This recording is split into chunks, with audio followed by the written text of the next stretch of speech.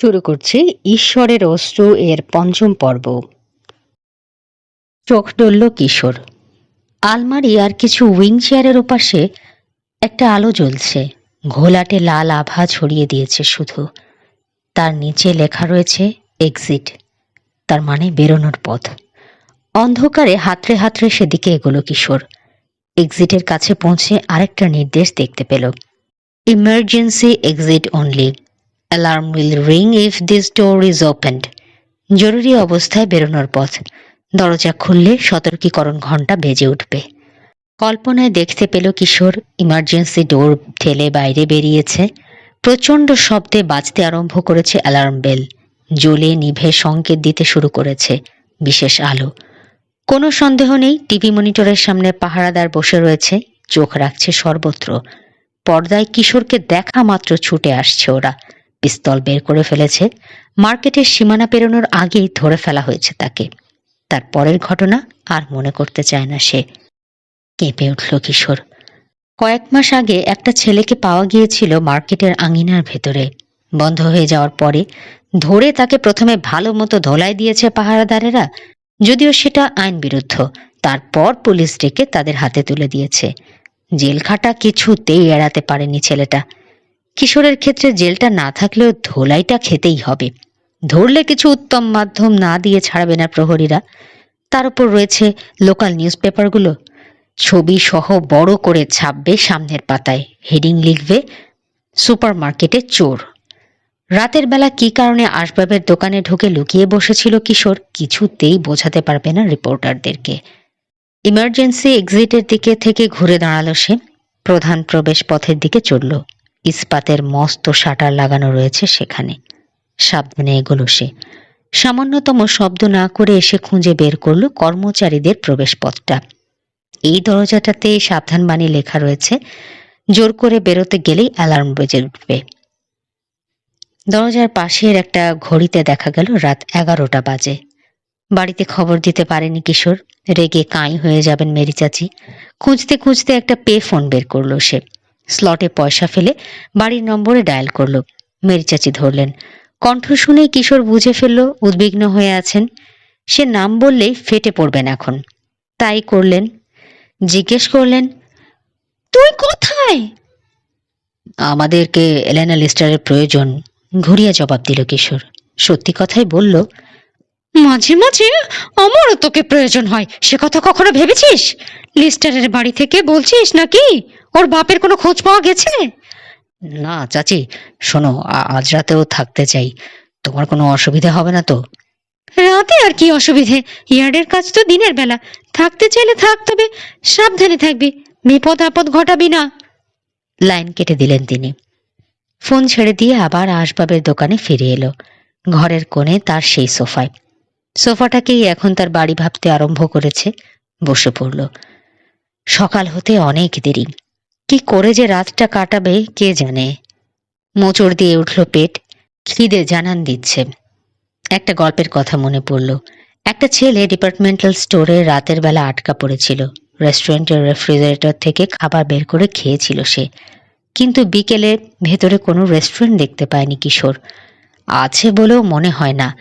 রাখার কোনো প্রয়োজন মনে করেনি লিস্টার, কারণ স্টোরের বাইরের চত্বরে অনেক খাবারের দোকান রয়েছে। তবু খাবার কি খুঁজবে? সুইট কাউন্টার কিংবা ছোটখাটো স্ন্যাক্স থাকতে পারে কোথাও। বাতিল করে দিল ভাবনাটা, অতিরিক্ত ঝুঁকির কাজ হয়ে যাবে। চোখ মুদল সে। আবার তন্দ্রা এসে গেল, ঢুলতে শুরু করলো। স্বপ্ন দেখল লিস্টারের বাড়িতে রয়েছে, আর কে যেন টোকা দিচ্ছে দরজায়। স্বপ্নের মধ্যেই বুঝতে পারল কে লোকটা, ডেভিড লিস্টার। ভেতরে ঢুকতে চাইছেন। আসছি, চিৎকার করে সাড়া দিল কিশোর। যাবেন না, এখনই আসছি। জোর করে যেন টেনে তুলল শরীরটাকে। আলোকিত হয়ে গেছে। লোকজন দেখতে পেল সামনে, তার দিকে তাকিয়ে রয়েছে। হাসাহাসি করতে লাগলো ওরা। সকালের খরিদ্দার, বিজনেস স্যুট পরনে, হাতে খবরের কাগজ। ওদেরই একজন টোকা দিচ্ছিল জানালায়। জানালা? কাল সন্ধ্যায় যখন বসেছিল তখন তো ওটা ছিল না। এখন এলো কোথা থেকে? বুঝতে পারল অন্ধকারে অন্য জায়গায় এসে বসেছে। আগের দিন সন্ধ্যায় শুরুতে যে সোফাটায় বসেছিল এটা সেটা নয়। ডিসপ্লে উইন্ডোতে জমায়েত হয়েছে লোক দোকানের ভেতরে তাকে ঘুমোতে দেখে, যেন এটা তাদের কাছে এক সাংঘাতিক মজার ব্যাপার। লাফিয়ে উঠে দাঁড়ালো কিশোর। যে কোনো মুহূর্তে হাজির হয়ে যেতে পারে প্রহরীরা, চেপে ধরতে পারে তাকে, পুলিশ ডাকবে, তারা খবর দেবে মেরি চাচি আর রাশেদ চাচাকে। প্রহরীদের গলা শোনা গেল, কর্মচারীদের ঢোকার দরজা খুলছে ওরা। দৌড়ে গিয়ে বড় একটা টেবিলের নিচে লুকিয়ে পড়ল কিশোর। আসবাবের সারির মাঝের পথ দিয়ে এগিয়ে এলো ওরা। এখানেই আছে, বলল একজন, আশেপাশে কোথাও লুকিয়ে পড়েছে।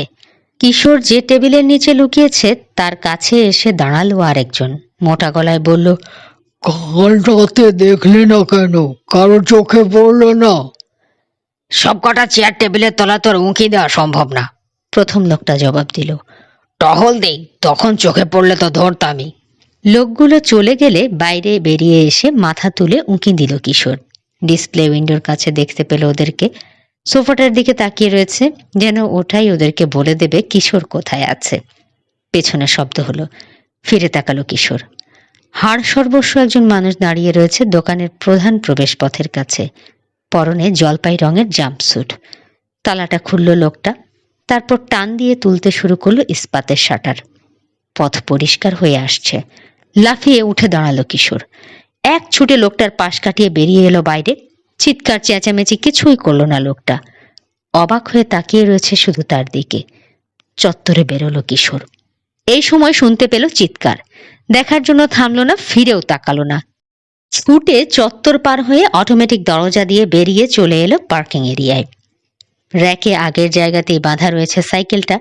খুলতে গিয়ে তাড়াহুড়োয় হাত থেকে চাবি ফেলে দিয়েছিল প্রায়। কাঁপা হাতে খুলল তালাটা, এক টানে সাইকেলটা বের করে নিয়ে চেপে বসলো, প্যাডেল ঘোরাতে শুরু করলো। পেছনে ছুটে আসছে লোকজন। একবারও ফিরে তাকালো না কিশোর। এখন একটাই করণীয়, যত তাড়াতাড়ি সম্ভব এখান থেকে বেরিয়ে যাওয়া, লোকগুলোর হাতে পড়ার আগেই। ভূত বিশ্বাস করি না আমি, ঘোষণা করলো কিশোর। ভ্রু কুঁচকে তাকিয়ে রয়েছে মুসার দিকে। তা তো বুঝলাম, মুসা বলল, কিন্তু ভূত না হলে কি? বাতাসের কারসাজি হতে পারে, ইঁদুর হতে পারে, রবিন বলল। হেডকোয়ার্টারে আলোচনায় বসেছে তিন গোয়েন্দা। কিশোর বসেছে তার নির্দিষ্ট ডেস্কের ওপাশে, চোখ লাল, ঘুম ঘুম দৃষ্টি। ডিপার্টমেন্টাল স্টোরে রাতের ধকলের স্বাক্ষর। মুসার চোখেও ক্লান্তি, শুধু স্বাভাবিক দেখাচ্ছে রবিনকে। তিনজনের মধ্যে রাতে একমাত্র তারই ভালো ঘুম হয়েছে। লাইব্রেরি থেকে যে বই দুটো পড়তে এনেছিল রবিন, সে দুটো নিয়ে এসেছে এখানে। পাতা উল্টাতে শুরু করলো। ভূত হলেই বা কি, বইয়ের দিকে তাকিয়ে বলল সে। লিস্টারের বাড়িতে নিশ্চয়ই অনেক দিন ধরে বাস করছে সে। হঠাৎ করে লিস্টারকে নিয়ে পরপারে চলে যাওয়ার ইচ্ছা নিশ্চয়ই তার হয়নি। আমাদেরকে এখন বিশপের বই খুঁজে বের করতে হবে, আর সেটা করতে পারলেই লিস্টারকেও বের করে আনতে পারবো। কাজেই ভূতের ওপর জোর না দিয়ে এখন বিশপের বইয়ের ওপরই জোর দেওয়া উচিত, আর সেজন্যে কম্পিউটারের মেসেজের মানে বের করতে হবে আমাদের। যাই হোক, তোমাদেরকে থ করে দেওয়ার মতো খবর আছে আমার কাছে। মুখ তুলল রবিন, হাসলো। হাততালি দেওয়ার দরকার নেই, বাহবা দেওয়ার দরকার নেই। শোনো, আমি সোগামোসো খুঁজে পেয়েছি। ঘুম থেকে যেন জেগে গেল কিশোর, এক্কেবারে সজাগ। পেয়েছো? কে? কে নয়, কি? দক্ষিণ আমেরিকার কলম্বিয়ার একটা ছোট্ট শহর, মাত্র ৩৯,০০০ লোকের বাস। এখন এলেনা গিয়ে যদি বৃদ্ধা মহিলাকে জিজ্ঞেস করে সে কি চায়, তাহলে হয়তো জেনে আসতে পারবে। ওই মহিলা নিশ্চয়ই সোগামোসোরই বাসিন্দা। আর সেটা করতে গেলে সিয়েটার ব্যাপারে হুঁশিয়ার থাকতে হবে তাকে। মুসা মনে করিয়ে দিল। কম্পিউটারের মেসেজে সে কথা বলা আছে। হ্যাঁ, মাথা ঝাঁকালো রবিন। মহিলাকে জিজ্ঞেস করতে হবে, হুঁশিয়ার থাকতে হবে, যাতে সিয়েটার কানে এসব কথা চলে না যায়। না, মাথা নাড়ল কিশোর। সিয়েটা কলম্বিয়ায় নেই। লিস্টার কম্পিউটারে মেসেজে লেখার সময় অন্তত ছিল না। লিস্টার জানতেন না সিয়েটা বৈধ কিনা। আইএনএস এর কথা উল্লেখ করেছেন তিনি। আইএনএস মানে ইমিগ্রেশন অ্যান্ড ন্যাচারালাইজেশন সার্ভিস। সুতরাং ধরে নিতে পারি বেআইনিভাবে আমেরিকায় প্রবেশ করেছে সিয়েটা। তার কাছে বৈধ কাগজপত্র নেই। বেশ, রবিন বলল, তাহলে এখানেও হুঁশিয়ার থাকতে হবে এলেনাকে। যতক্ষণ সোগামোসোয় রওনা হওয়া না যাচ্ছে ততক্ষণ সাবধান থাকতে হবে, যাতে সিয়েটার সামনে না পড়ে যায়, কিংবা সামনে পড়লেও কোনো কথা ফাঁস না করে দেয়। কিশোর, তোমাকে চিলেকোঠায় যে আক্রমণ করেছিল সেই সিয়েটা হতে পারে, তোমার উপর হামলা চালিয়েছিল। একজন মানুষ, ভূতপ্রেত নয়। ভূত তো হতেই পারে না, কিশোর বলল। মানুষ, জীবন্ত মানুষ। টেলিফোন বাজল। এলেনা হয়তো ভাবছে আমরা কি করছি। মুসা আন্দাজ করলো। কাল রাতে মায়ের বাড়িতে চলে গিয়েছিল, বাবার ওখানে থাকতে সাহস পায়নি। তাকে দোষ দেয়া যায় না। রিসিভার তুলে নিয়ে কানে ঠেকালো কিশোর। এলেনার ফোন নয়, আর্নি ভিনসেঞ্জা ওরফে ওয়েটার। টেলিফোন লাইনের সঙ্গে লাগানো লাউড স্পিকারের সুইচ অন করে দিল কিশোর, সকলের শোনার জন্যে। আপনি ফোন করলেন, অবাকই লাগছে মিস্টার ভিনসেঞ্জা। অর্নি ভিনসেঞ্জো ওরফে হোয়েটা। টেলিফোন লাইনের সঙ্গে লাগানো লাউড স্পিকারের সুইচ অন করে দিল কিশোর, সকলের শোনার জন্যে। আপনি ফোন করলেন, অবাকই লাগছে মিস্টার ভিনসেঞ্জো। কাল তো বেরিয়ে চলে গেলেন। আমাকে কোডি বলবে, ওটা ছদ্মনাম নয়, middle name. Arnie Cody Vincenzo. বন্ধুরা আমাকে ওই নামেই ডাকে। আর কাল চলে না গিয়ে কি করতে পারতাম বলো? এত বড় অপমান। থাকো সব কথা। আজ থানায় গিয়েছিলাম লেস্টারের খোঁজ নেবার ব্যাপারে। খুব একটা আগ্রহী নয় পুলিশ, তেমন মাথা ঘামাচ্ছে না, তবে কিডন্যাপের কথা জানলে হয়তো ঘামাতো। আর তখন আমিও তোমাদের সন্দেহের তালিকায় পড়ে যেতাম, কারণ লেস্টারকে কিডন্যাপের মোটিভ রয়েছে আপনারও। কিশোর বলল। হ্যাঁ, স্বীকার করলো অর্নি। ওই বুড়ো ভামটাকে একটা শিক্ষা দেওয়ার ইচ্ছে ছিল আমার, আমার বাবার সর্বনাশ করার জন্যে। সহজ সরল স্বীকারোক্তি। বন্ধুদের দিকে তাকালো কিশোর। সত্যিই বলছে মনে হয়, বিড়বিড় করলো রবিন। মাথা ঝাঁকালো কিশোর। বেশ, বিশ্বাস করলাম আপনার কথা, কিন্তু আমাকে ফোন করেছেন কেন? তোমাদের ওপর এলেনার বিশ্বাস আছে, তাই আমারও হয়েছে। মিস্টার লিস্টারকে খুঁজে বের করতে আমার কোনো সাহায্য দরকার হলে করব। এটা তার জন্য দয়া নয়, আমার নিজেরই স্বার্থে।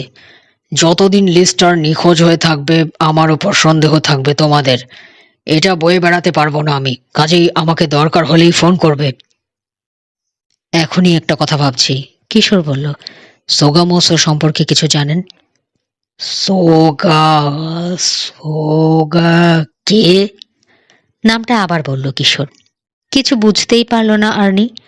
বলা তো দূরের কথা, সিয়েটার কথা বলল। ওই নামে কয়েকজনকে চিনি, খুব প্রচলিত এই নাম, অনেকেই রাখে। তাদের কেউই লিস্টারকে চেনে না, এটাও বলতে পারি।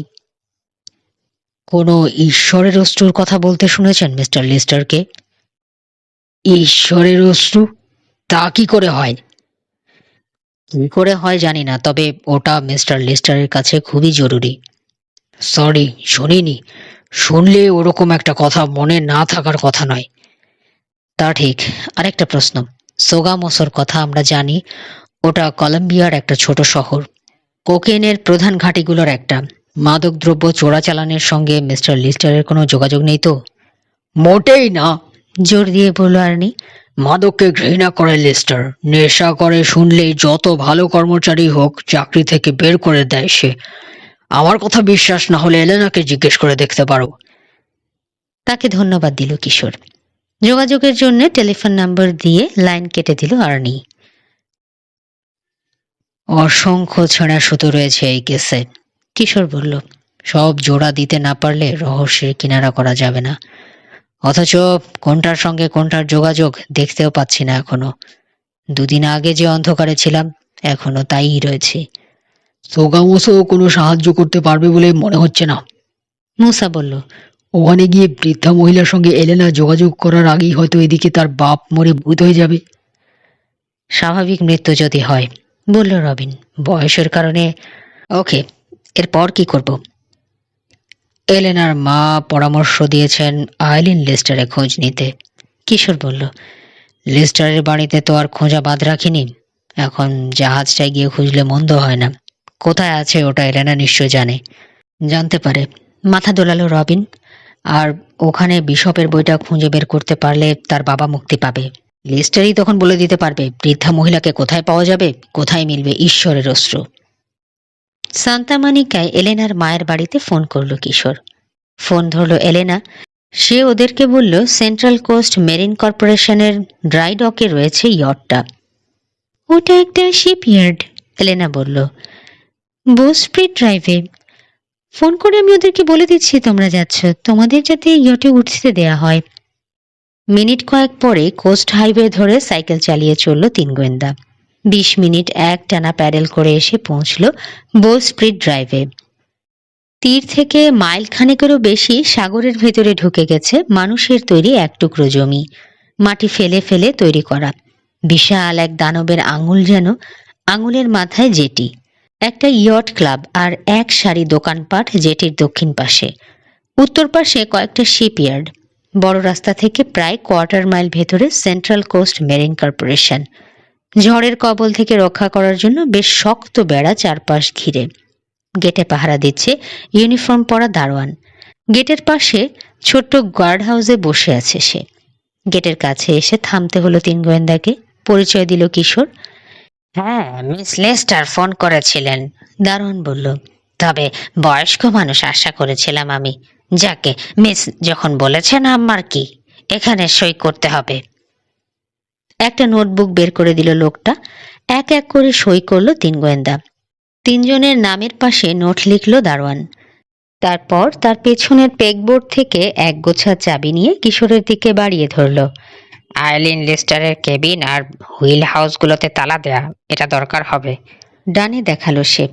ওদিক দিয়ে পথ, ওই যে স্কুনারটা, ওটার পাশ কাটিয়ে যেতে হবে। ওই যে নিচের রং চেছে তুলে ফেলা হয়েছে যে, হ্যাঁ, তারপরেই রয়েছে আইলিন লিস্টার ড্রাই ডকে। বড় জাহাজ, কালো খোল, গলুইয়ের কাছে সোনালি রঙে নাম লেখা রয়েছে। লোকটাকে ধন্যবাদ জানিয়ে সাইকেল চালিয়ে চলল তিন গোয়েন্দা। সাগর থেকে আসছে তাজা বাতাস, মাথার উপরে চক্কর দিচ্ছে গাল, কর্কশ চিৎকার করছে। বাতাসের শুকনো শ্যাওলা, ঝিনুক, মাছ আর জাহাজের রঙের মিশ্র গন্ধ। পানি থেকে মেরামতের জন্য শুকনোয় তোলার পর খোলে লেগে থাকা শ্যাওলা শুকিয়ে এক ধরনের শুটকি শুটকি গন্ধ ছড়াচ্ছে। অনেক জাহাজের পাশ কাটালো ছেলেরা, বেশিরভাগই সেইল বোট। কাঠ আর ফাইবার গ্লাসের তৈরি বোটগুলো লম্বায় 40 থেকে 60 ফুট।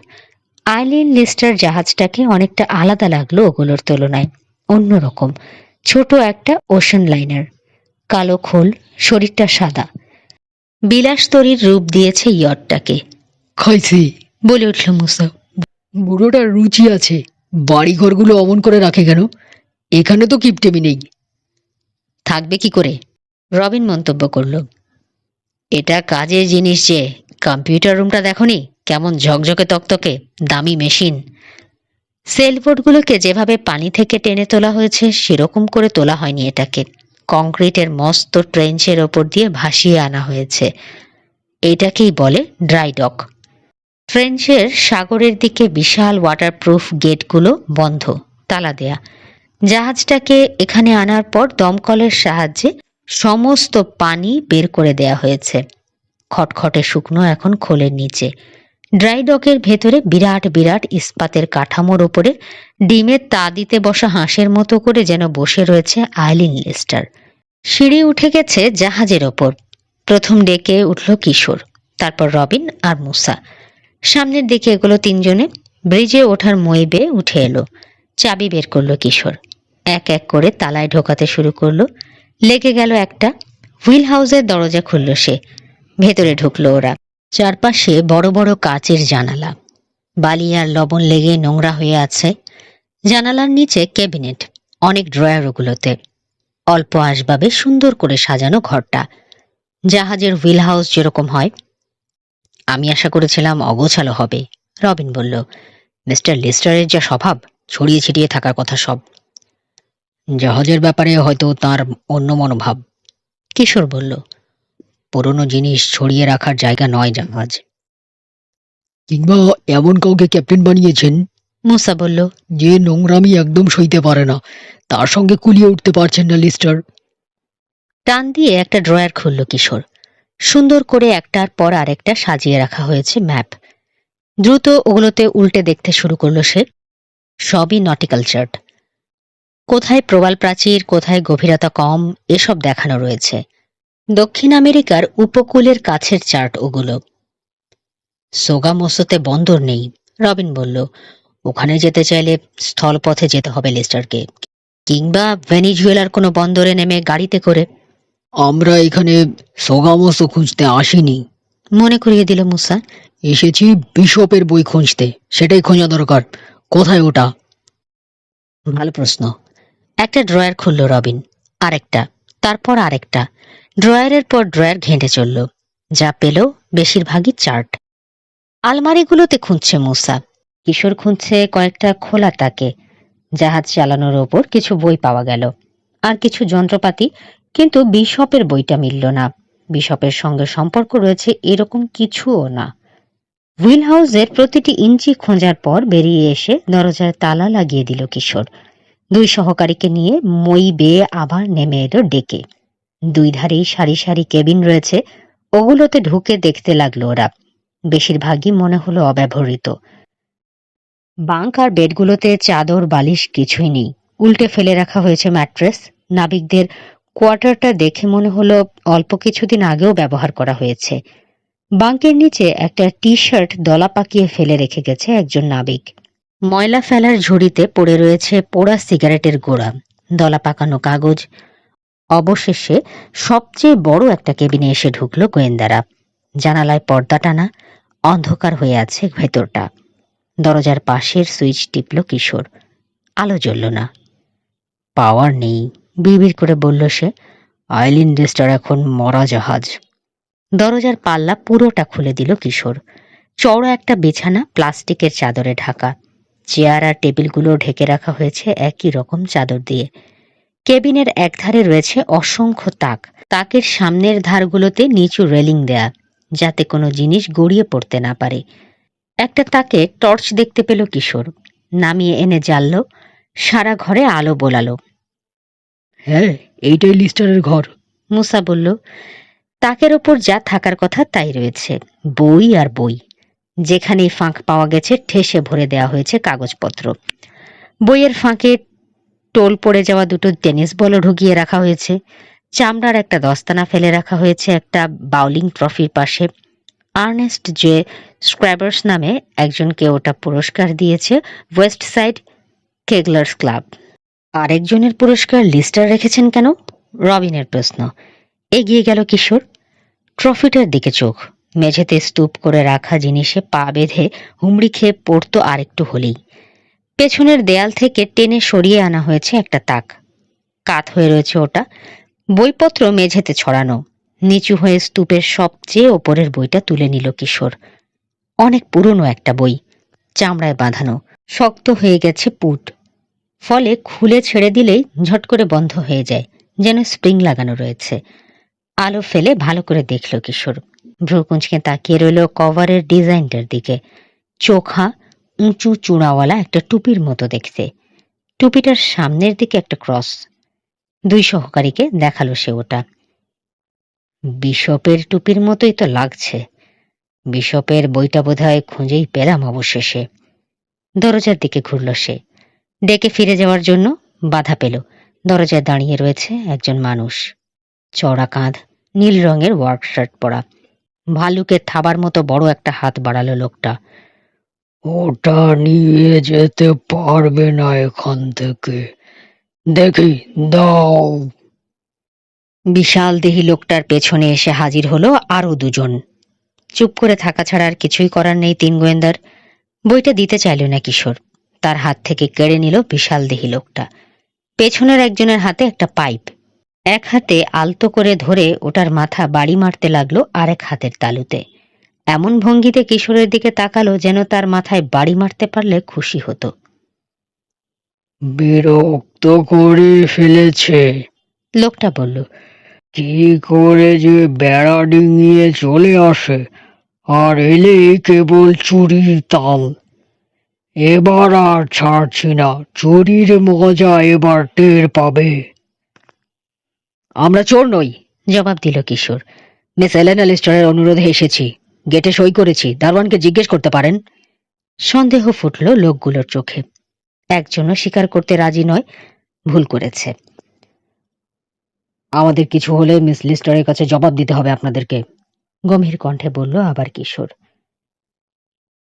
এবং শুধু দিয়েই আর পার পাবেন না, আরেকটু ঘাবড়ে দেবার জন্য বলল মুসা। আরো ভোগান্তি আছে। সেটা বুঝতে পেরে রবিন বলল, পুলিশ চিফ ইয়ান ফ্লেচার আমাদের বন্ধু, যান। বিশ্বাস না করলে থানায় ফোন করে দেখতে পারেন। কিশোর পাশা মুসা আমান আর রবিন মিলফোর্ডকে চেনে কিনা জিজ্ঞেস করুন। কে বলো ডেক? পাইপওয়ালা লোকটার দিকে তাকিয়ে জিজ্ঞেস করলো একজন। আমাদের বোকা বানাচ্ছে, বলল বিশাল দেহি ভাল্লুক, কিন্তু গলায় জোর নেই। তাকিয়ে রয়েছে গেটের দিকে, যেখান দিয়ে ঢুকেছে ছেলেরা। শিওর হওয়া দরকার, বলল তৃতীয় জন। আগে কিছু করা উচিত হবে না। গেটে যাওয়ার জন্য রওনা হলো সে। অপেক্ষা করতে লাগলো অন্য দুজন। কয়েক মিনিটের মধ্যেই ফিরে এলো লোকটা, সঙ্গে এসেছে দারওয়ান। ছেলেদের দিকে তাকিয়ে মাথা ঝাঁকিয়ে বলল, হ্যাঁ এরাই, আধা ঘন্টা আগে ঢুকতে দিয়েছি। তাই? সাংঘাতিক নিরাশ হলো যেন বিশাল দেহি লোকটা। কিছু কিলচড় দেওয়ার জন্য হাত নিষ্পিস করছিল বোধহয়, সেটা আর পারল না। বেশ, করো যা করছিলে। বইটা দিন। হাত বাড়ালো কিশোর। সরি। বইটা ফেরত দিল লোকটা। ভুল হয়ে গেছে। অনেক চোর ছেঁচড় আসে তো, বড্ড জ্বালাতন করে। চলে গেল লোকগুলো। লোহালক্করের জঙ্গলে ওরা হারিয়ে না যাওয়া তক অপেক্ষা করলো ছেলেরা। তারপর লম্বা দম নিয়ে হাতের বইটার দিকে তাকালো কিশোর। তুমি কাঁপছো? মুসা বলল। দূর। মনে মনে ধমক দিয়ে হাতটাকে কাঁপতে নিষেধ করলো কিশোর। ধাপ্পা দিচ্ছিল লোকগুলো, কিছুই করতো না। বইটার মলাট উল্টালো সে। ভয় হলো পাতা খুলে ছড়িয়ে যাবে, কিন্তু গেল না। শুকিয়ে খসখসে হয়ে আছে, বেশি জোরে চাপ লাগলে মুড়মুড় করে ভেঙেও যেতে পারে। এমনই মনে হলো তার কাছে। বইয়ের মাঝের কয়েকটা পাতা নেই, কেটে নেওয়া হয়েছে। এটা একটা ডায়েরি, ঘোষণা করলো যেন গোয়েন্দা প্রধান। কিংবা ডায়েরির মতোই কিছু, হাতে লেখা, তারিখ রয়েছে। শুরু হয়েছে এনিরো দিয়ে। স্প্যানিশে জানুয়ারিকে এনিরো বলে। জানুয়ারির 1 তারিখে বিশপ সান্তাফে বোগোটা নামে একটা জায়গায় গিয়েছিল। বোগোটা! প্রায় চিৎকার করে বলল রবিন। ওটা তো কলম্বিয়ায়। তাহলে সোগামোসোর সঙ্গে একটা যোগাযোগ পাওয়া গেল। সোগামোসো কলম্বিয়ায়। ঠিক। শান্ত থাকার চেষ্টা করছে কিশোর, কিন্তু পারছে না। চকচক করছে চোখ। এখন আর স্বীকার করতে বাধা নেই, ডেভিড লেস্টারের গায়েব হওয়ার সঙ্গে ওই কম্পিউটারের মেসেজেরও সম্পর্ক রয়েছে। হয়তো ওটাই আসল কারণ। কিন্তু বইটার ব্যাপারে কি হবে? মুসার প্রশ্ন। কিশোর, কি আছে বলতো? ভ্রুকুটি করল কিশোর। অনেক শব্দই অপরিচিত, লেখাও আবছা, আর এত ঘন, মাঝে মাঝে দুটো লাইন প্রায় এক হয়ে গেছে। আমার পড়ার সাধ্য হবে না, বলল সে। ইংরেজি হলেও পারতাম না, যা অবস্থা। কিশোরের কাঁধের উপর দিয়ে তাকালো রবিন। পুরনো দলিলের মতো, যেগুলোতে এস লিখলে এফ এর মতো লাগে। তাহলে আর এখানে দাঁড়িয়ে আছি কেন? মুসা বলল। জলদি চলো, প্রফেসর সাইনাসের কাছে চলে যাই। ডক্টর ওয়াল্টার সাইনাস রুক্সটন বিশ্ববিদ্যালয়ের ইতিহাসের প্রফেসর, স্প্যানিশ আর মেক্সিকান ইতিহাস বিশেষজ্ঞ, বিখ্যাত চিত্র পরিচালক মিস্টার ডেভিস ক্রিস্টোফারের বন্ধু। আগেও অনেক সাহায্য করেছেন তিনি গোয়েন্দাকে। তার কাছে গেলেই ভালো হয়, কিশোর বলল। তবে বইটা নিতে হলে এলেনার অনুমতি দরকার। আমাদেরকে বইটা খুঁজে দিতে অনুরোধ করেছে সে, যাতে ওটা দিয়ে তার বাবাকে উদ্ধার করে আনতে পারে কিডন্যাপারদের হাত থেকে। হয়তো বইটা নিয়ে বিন্দু মাত্র মাথা ব্যথা নেই তার, বাবাকে উদ্ধার করতে পারলেই খুশি। তা বটে, একমত হলো মুসা। কেসটা এমনই, মাঝে মাঝে আমি কিডন্যাপিং এর কথা ভুলে যাই, অথচ ওটাই আসল ব্যাপার। মাথা ঝাঁকালো কিশোর। লিস্টারের কেবিনের দরজায় তালা লাগিয়ে দিল। গেটে এসে চাবির গোছা বুঝিয়ে দিল দারওয়ানকে। তারপর চলল একটা পে ফোন খুঁজে বের করতে। এলেনার মায়ের বাড়িতে ফোন করে এবার আর তাকে পেল না। জবাব দিল অ্যান্সারিং মেশিন। একটা মেসেজ রেখে দিয়ে রকি বিচে লিস্টারের বাড়িতে ফোন করলো কিশোর। ফোন ধরল মিসেস বেকার। বলল, ধরো, আমি ডেকে আনছি ওকে। এলেনা লাইনে এলে তাকে সব কথা খুলে বলল কিশোর। দীর্ঘ একটা মুহূর্ত যেন স্তব্ধ হয়ে রইল সে, যেন খবরটা হজম করতে সময় লাগছে। তারপর বলল, থ্যাংক গুডনেস। বইটা কেন এত জরুরি? কিশোর বলল। বের করতে চান নাকি শুধু পেলেই খুশি? কিডন্যাপারদের দিয়ে দেবেন? দ্বিধা করলে এলেনা। সময় কম। আবার ফোন করেছিল লোকটা। তাকে বলেছি বইটা খোঁজার চেষ্টা চালিয়ে যাচ্ছি আমরা, আর মাত্র একদিন সময় দিয়েছে। তার মানে আগামীকাল পর্যন্ত সময় পাচ্ছি। খুশি হয়ে উঠল কিশোর। ডক্টর সাইনাসের কথা বলল, তিনি হয়তো পড়ে দেবেন, আর তার সময় না থাকলে অন্য কারো কাছে পাঠাবেন। তো বইটা কি নিয়ে যাব? নিতে পারো। আর এক মুহূর্ত দ্বিধা করলো এলেনা। সেটাই বোধহয় ভালো হবে। কি জিনিসের জন্য আব্বাকে আটক করেছে ওরা, জানার আগ্রহটা চেপে রাখতে পারছি না। লেগে যাও কাজে। এছাড়া আর কিছু করারও নেই এখন আমাদের। বইটা যে পেয়েছি লোকটাকে জানানোর উপায় নেই। সেই ইচ্ছে করে যখন ফোন করবে তখন বলতে পারবো, তার আগে সম্ভব না। একটা সেকেন্ড বিরতি দিয়ে আবার বলল এলেনা, আর বাড়িতে এখন বইটা রাখতেই সাহস পাচ্ছি না আমি। যেটার জন্য আব্বা কিডন্যাপ হয়েছে সেটার জন্য আমারও ক্ষতি হতে পারে। বলা যায় না। কাল রাতে কেউ ঢুকেছিল এ বাড়িতে, আমার ঘর, আলমারি, ড্রয়ার সব খুঁজেছে। মনে হচ্ছে চাবি আছে লোকটার কাছে।